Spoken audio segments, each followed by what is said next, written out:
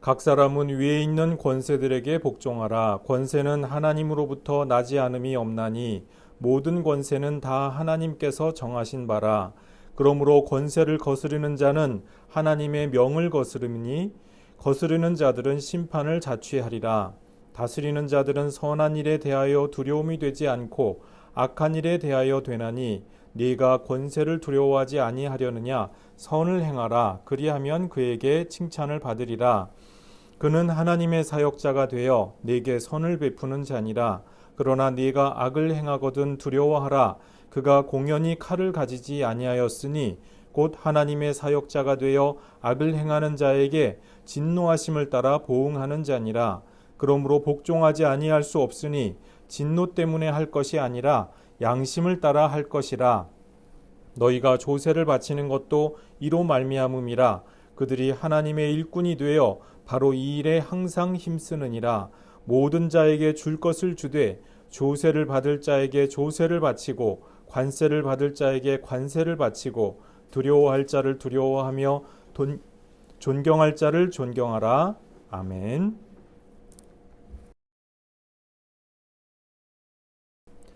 하나님의 사역자가 되어 선을 베푸는 자라고 하는 제목으로 오늘 본문 말씀 함께 상고하시겠습니다. 자, 1절 말씀 다시 한번 읽어보겠습니다. 각 사람은 위에 있는 권세들에게 복종하라. 권세는 하나님으로부터 나지 않음이 없나니 모든 권세는 다 하나님께서 정하신 바라. 아멘. 자, 클라우디우스 황제가 주후 49년에 로마에서 거주하는 모든 유대인들을 추방하는 그러한 칙령을 반포하였다. 그렇게 지난주에 말씀드렸습니다. 유대인 추방령을 통해서 유대 그리스도인들이 특히 물심양면에서 큰 타격이 있었겠죠. 로마 당국에서는 이것을 어떻게 선전했을까요? 자애로운 법의 통치라고, 사회 질서를 바로잡기 위한 자유로운 법의 통치라고 이렇게 포장해서 선전을 했을 것입니다. 그런데 그 실체는 무엇입니까? 겪는 사람들의 입장, 그 당사자들의 입장에서는 너무나도 야만적이고 좀 우악스러운 폭정이 아닐 수가 없죠. 그냥 다 나가라는 거니까요.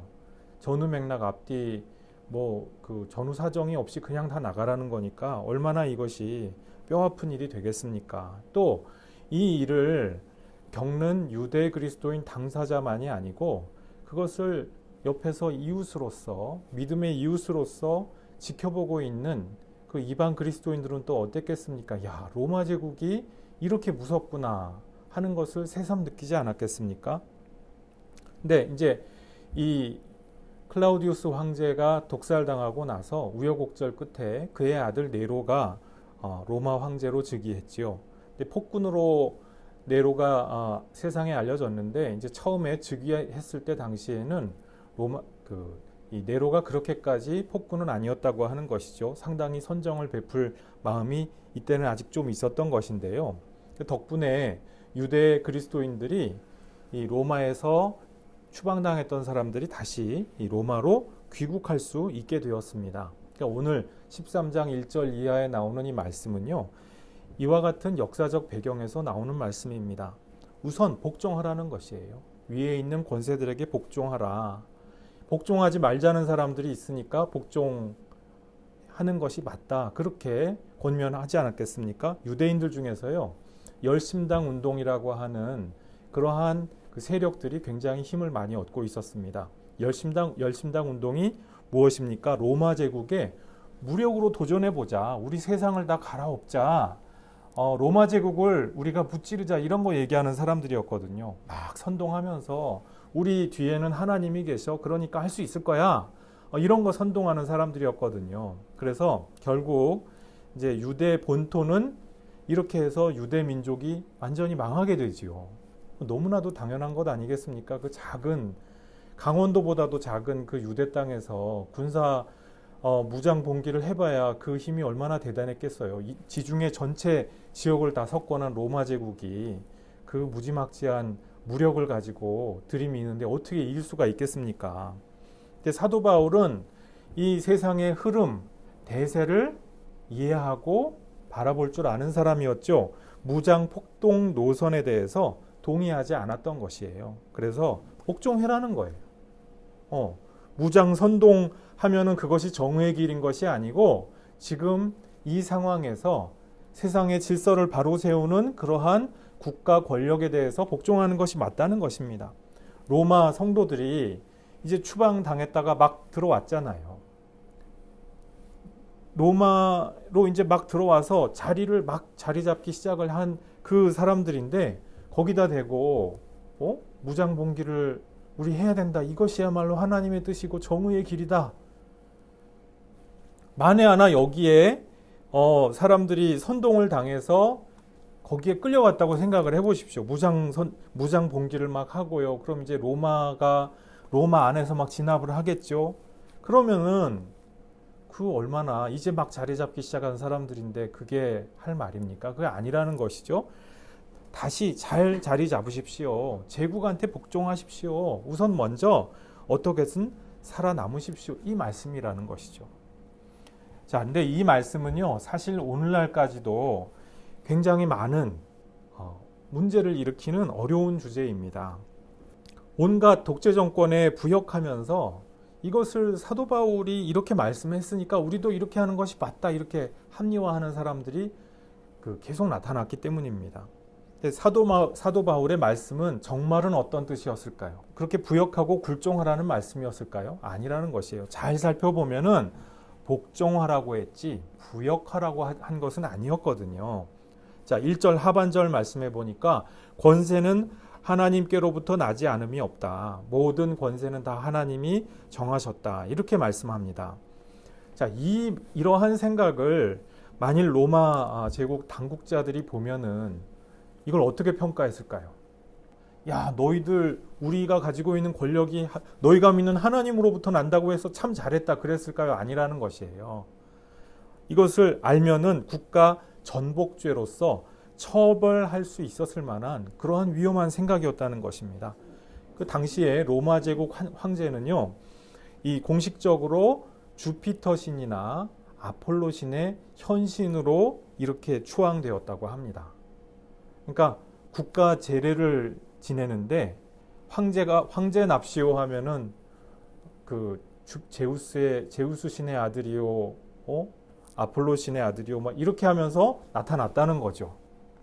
그러니까 신들의 형상이고 신들의 대리자이기 때문에 로마 제국의 권력은 신성하다. 이런 생각을 로마 당국자들은 하고 있었어요. 그렇게 믿고 있었습니다. 그런데 지금 사도 바울이 1절 후반절에서 하는 말씀이 무엇입니까? 그게 아니라는 거예요. 권력자들이 신의 대리자이고 그들의 형상인 것이 아니라는 것입니다. 그저 그때 그 자리에 권력의 자리에 황제의 자리에 세워두셨을 뿐이라는 것이에요. 하나님의 현신이다 이런 말을 사도 바울은 지금 하지 않고 있어요. 이 권력자들이 황제가 자기의 뜻으로 권력을 휘두르고 있는 것만 같습니다. 그런데 그렇지 않다는 것이죠. 사실은 하나님 경륜과 의지에 따라서 그 한계 안에서 권력을 행사할 수 있을 뿐이라는 것입니다. 성도들에게 그러니까 복종해라. 하나님이 세우신 권력이고 하나님이 정하신 한계 내에서 지금 하는 일이다라고 하는 것을 지금 사도 바울이 말씀을 했는데요. 성도들이 왜 복종을 해야 합니까? 하나님이 그 권력을 정하셨기 때문에. 잘 한번 생각해 보면 좋겠습니다. 국가 권력이 탁월하니까 우리보다 위에 있는 탁월한 존재이니까 그 지도와 이끌어주는 것에 대해서 순종하는 것이 맞다. 이거는 다른 얘기죠. 국가 권력이요. 사실 생각해 보면은 객관적으로 우리 일개 개인들보다 탁월할 수밖에 없지 않겠어요? 더 많은 인재가 모여들죠. 국가고시 얼마나 어렵습니까? 그 어려운 시험을 치열하게 공부해서 통과한 사람들이 정말 대단한 그 역량과 창조적인 사고를 갖고 있는 사람들이 모여드는 것 아니겠습니까? 더 많은 노력을 기울이죠. 더 많은 시간과 에너지를 쏟죠. 우리 일개인이 그렇게 많은 일들을 하려면은 할 수 없을 만한 그런 중차대한 일들을 그분들이니까 함께 모여서 협업을 하니까 해낼 수 있는 것이죠. 그렇게 해야 일이 돌아가고 또 그렇게 해야 우리 보통 사람들의 삶이 유지되도록 하나님께서 섭리 가운데 그렇게 정해두신 바가 있다는 것이에요. 자, 이 우월한 직능, 우리 개개인보다 위에 있는 그 직능을 우리가 인정하고 따르는 것이 합당하다는 것입니다. 이걸 부정하고 너희들보다 내가 더 잘났어, 너희들보다 내가 더 똑똑해 라고 하는 것은 대단히 불합리하고 이상하다는 거예요. 그러니까 이러한 의미에서의 복종이죠. 그런데 이것은 부역과는 다른 것입니다. 황제가 엘리트들 다 모아놓고 반포를 합니다. 나는 주피터와 아폴로 신의 현신이야. 그러니까 너희들은 나한테 무릎을 꿇어! 라고 주장한다고 해서 네 그러셔야죠 라고 우리가 하는 것이 맞지 않다는 거예요. 이것은 복종이 아니라 부역이죠. 히틀러 나치 정권을 생각해 보십시오. 여기에도 많은 엘리트들이 모였습니다. 그 엘리트들이 모여서 좋은 일을 꾸몄으면 얼마나 좋았겠어요. 그런데 엘리트들이 모여가지고 온갖 악행을 저지르잖아요. 사람들을 잡아 죽이죠. 유대인들은 특히 가스실에서 막 수백만의 유대인들을 막 잡아 죽이지요. 이런 온갖 악행을 하는 자리에 있으면서 성경에 보니까 국가에 복종하라고 했다. 그러니까 나는 복종한다. 이게 맞겠느냐는 것입니다. 이것은 부역이지요. 복종이 아니고. 우리가 해야 될 것은 부역이 아니라 복종이다. 국가 권력이 합리적인 뛰어난 일들을 행할 때 거기에 대해서 응원하고 지지하고 그 지도를 따르는 것이 맞다. 이 말씀을 지금 1절 말씀에서는 말씀하고 있다는 것입니다. 자, 2절부터 5절까지 한번 읽어보시겠습니다. 권세를 거스르는 자는 하나님의 명을 거스름이니 거스르는 자들은 심판을 자취하리라.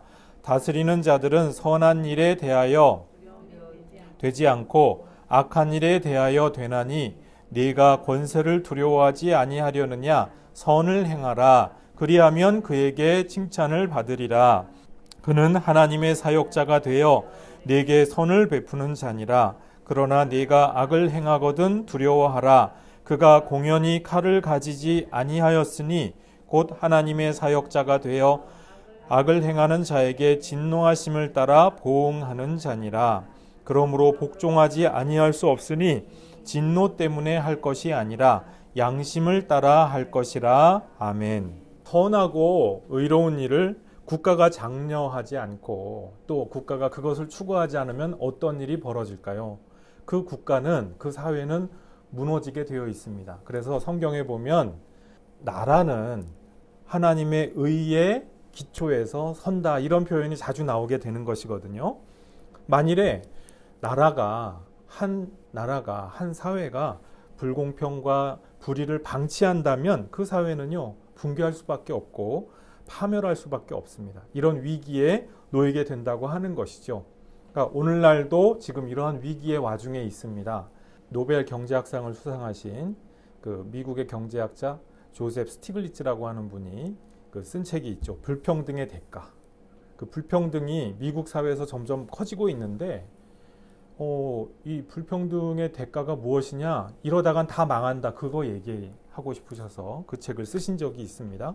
그러니까 역사적으로 이건 증명하는 바라는 거예요. 현재 미국이나 민주주의가 그런 위기 가운데 있고요. 그리고 역사적으로도 보니까 경험적으로도 그것을 증명하는 바입니다. 그러니까 하나님께서 이 말씀을 하실 때 괜히 말씀을 하시는 것이 아니라 이것이 진리니까 말씀을 하신다는 것이죠. 그래서 건강한 국가라면은 해야 할 일이 무엇입니까?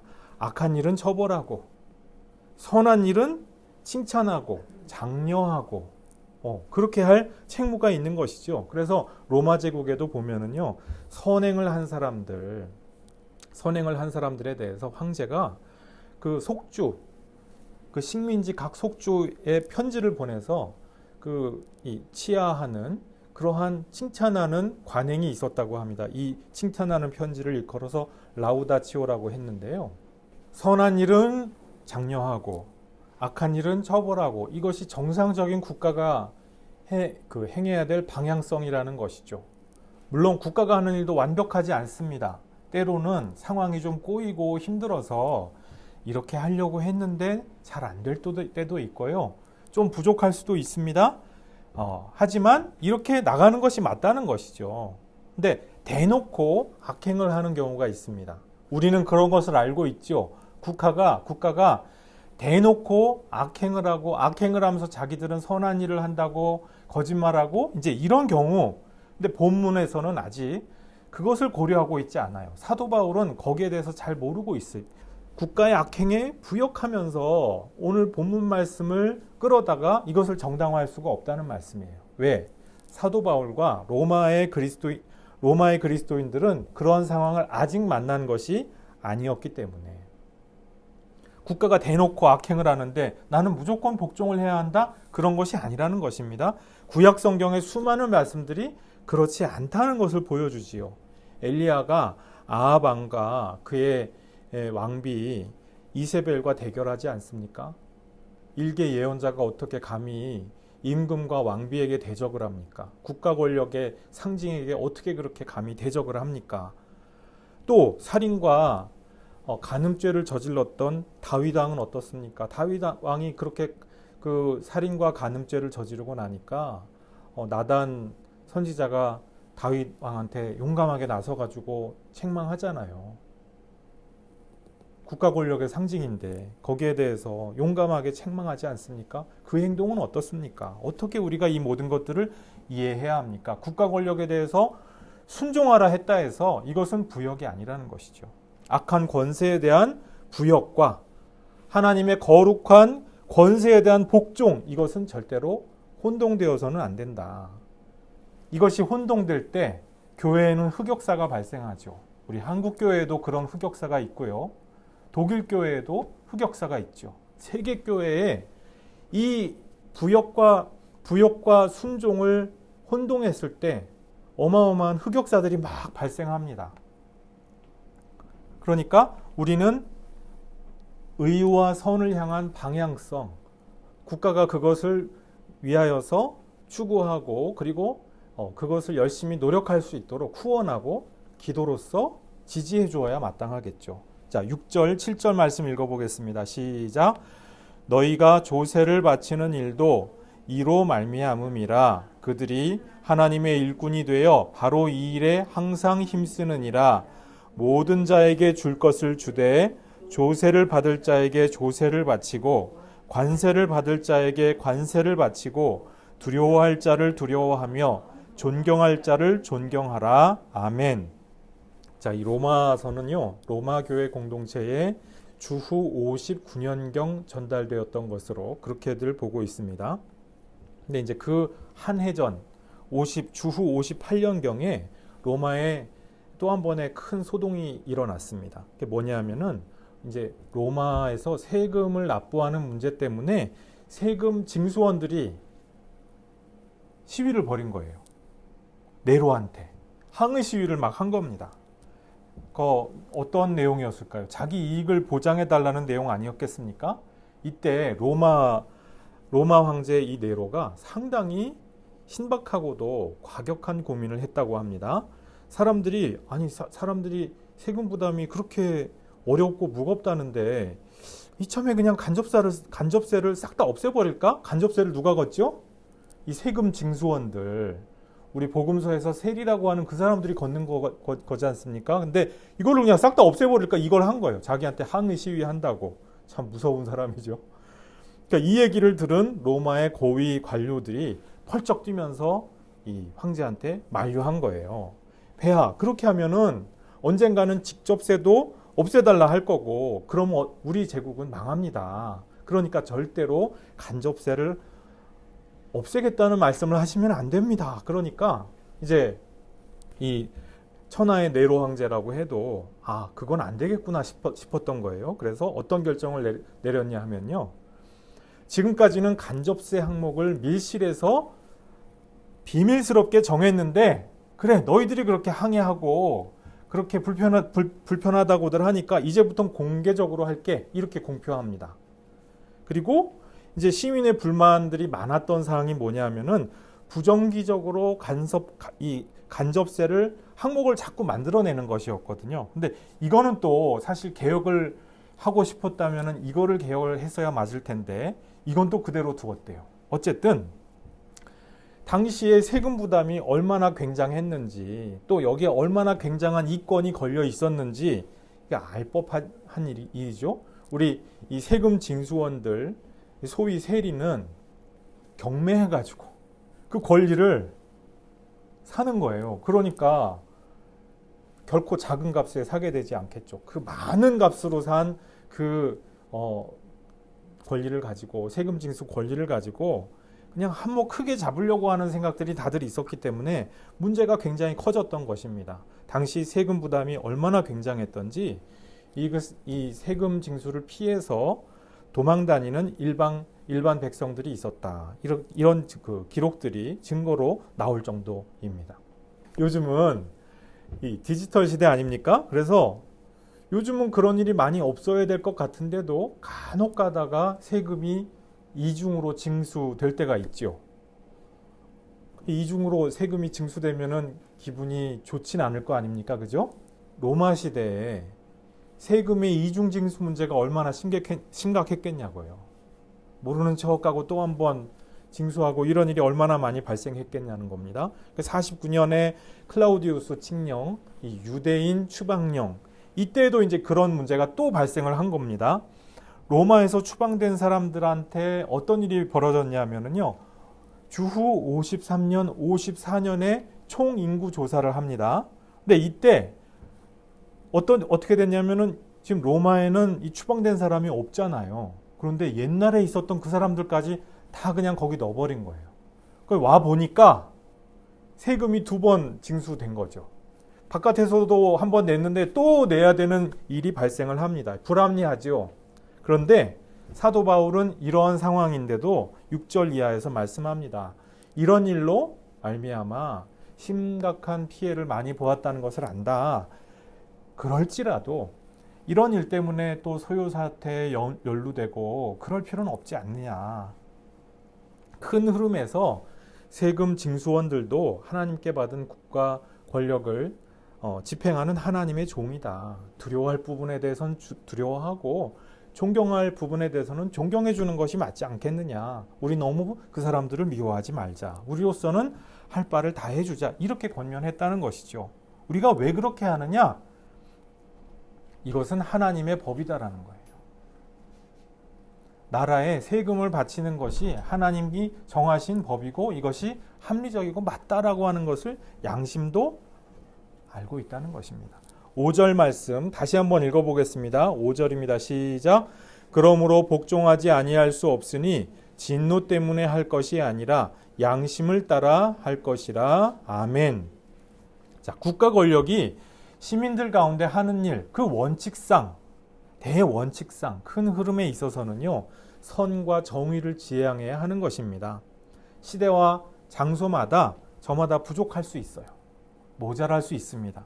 그래서 거기에 대해서 우리가 불만을 품거나 비판할 수도 있습니다. 그러나 방향성만은 분명하다는 거예요. 선과 정의를 지향해야 하고 이 정의와 지향하는 그 이성적인 전체적인 방향과 국가는 반드시 발맞춰서 가지 않을 수가 없고 그렇게 가야만 한다는 것입니다. 이 방향성을 누가 정합니까? 이것을 국가 권력이 자의적으로 정했다고 생각하기가 쉽죠. 사람들이 그렇게 생각하기가 쉽죠. 하지만 그렇지 않다는 거예요. 오늘 사도 바울 말씀해 보니까 이것이 바로 누가 정했느냐? 하나님께서 정했다. 이렇게 말씀을 하고 계시는 거예요. 왜 그렇습니까? 선악간에 분별하는 힘을 주신 이가 바로 하나님이시기 때문에 우리가 양심과 이성을 통해서 이 국가를, 이 사회를 어떻게 끌고 갈 것이냐, 이것을 분별할 수 있는 그러한 능력을 국가 기관에게 주신다고 하는 것입니다. 자, 그래서 국가 권력이 정의롭고 선한 방향성을 가지고 그 방향으로 나아갈 때 우리가 그것을 따르는 것이 마땅하고 합리적이라는 것이죠. 만일 이것을 거스른다면 어떤 일이 벌어집니까? 그것을 보통 거스를 때 우리는 나쁜 일을 하자라고 거스르지 않거든요. 그것을 거스를 때는 보통 정의의 이름으로 합니다. 이것이 더 합리적이고 정의로운 것이야라고 그렇게 이야기하면서 한다는 거예요. 사실은 이것이 양심을 거스르는 일이 되지 않겠느냐. 지금 사도 바울은 이렇게 말씀합니다. 국가 권력이 하는 일이면 무조건 다 복종해야 하느냐? 그렇지 않다고 말씀드렸습니다. 특히나 우리는 이 자유민주주의 시대를 살아가는 시민들 아닙니까? 그래서 하나님께서 맡겨주신 권력을 우리 모든 시민들이 다 받고 있어요. 이것을 투표를 통해서 대표자에게 맡겨주는 형태의 권력을 취하고 있죠. 권력 형태를 취하고 있죠. 그래서 우리 사회도 마찬가지죠. 선에 대해서, 의에 대해서 올바른 방향성을 가질 수 있도록 우리가 다 같이 비판적으로 감시하고 그리고 잘 지켜볼 필요가 있어요. 함께 공론회장에서 토의를 할 필요가 있습니다. 하나님이 그럴 만한 이성과 양심을 우리 모두에게 주셨기 때문입니다. 그래서 우리나라와 사회가 가장 합리적이고 그리고 합당한 결정을 해나갈 수 있도록 선악을 정확하게 분별하는 노력과 수고를 기울이는 것, 하나님 주신 이성으로 이와 같은 일들을 열심히 해나가는 것, 이것이 하나님이 기뻐하시는 뜻이라는 것입니다. 이것을 일컬어서 정치적인 예배라고도 할 수가 있는데요. 우리가 예배를 예배 시간에만 드리는 게 아니라는 거죠. 우리 정치적인 사안에 대해서 정치는 나하고 매우 거리가 멀어 아니라는 것이죠. 우리 사회의 방향성과 그리고 우리 사회의 정의와 그리고 선이 무엇이냐에 대해서 함께 고민하는 문제, 열심히 고민하는 것을 하나님은 기뻐하신다는 것입니다. 우리 시대의 가장 합리적이고 합당한 판단과 지혜가 무엇인지 하나님께서 우리 그리스도인들 모두에게 분별력 주시기를 소망합니다. 함께 기도하시겠습니다.